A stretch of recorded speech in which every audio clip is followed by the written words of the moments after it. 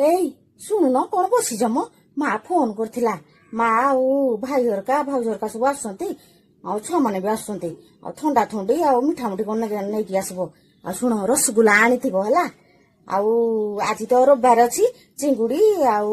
Mutton କେଜିଟେ ଆଉ chicken ଅଧ KG ଆଣିଦେଇଥିବ ହେଲା ଛୁଆମାନେ ତ ମଟନ ଖାଇବେନି ଚିକେନ ଖାଇବେ ସେଥିପାଇଁ ଚିକେନ ଆଣିଥିବ ଆଉ ଟିକେ ଭଲକିରି ଖାଦ୍ୟ ନଦେଲେ ହବ କି ମା ହରକା ଆସୁଛନ୍ତି ହେଲା ଆଉ ଯାଉନ ଯାଅ ମ ବସିନା ମୋବାଇଲ ଦେଖୁଥିବ ଖାଲି ଯାଅ କଣ ହେଲା ଏବେ ପରା 15 ଦିନ ହେଲା ଆସିଥିଲେ ପୁଣି ଆସିବେ କିଏ ଆସିବେ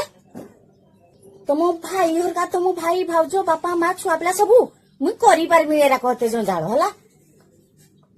ଯାହା ଅଛି ତାହା ଖାଇବେ ହେଲା ଡାଲି ଆଉ ଭାତ ଆଉ ଯୋଉ ଆଳୁ ଭଜା ଭୁଜି କରିଦେବି ଆଉ ମୁଁ କରିପାରିବିନି ଏତେ ଧନ୍ଦା ଏବେ ଆସିଥିଲେ ପୁଣି ଏବେ ଆଇଲେ ନା ମୁଁ ଏରା କରିପାରିବିନି ତମେ କିଛି ଆଣିବନି ସତ କି ନାଇଁ ସାଙ୍ଗମାନେ କମେଣ୍ଟରେ ନିହାତି କହିବେ।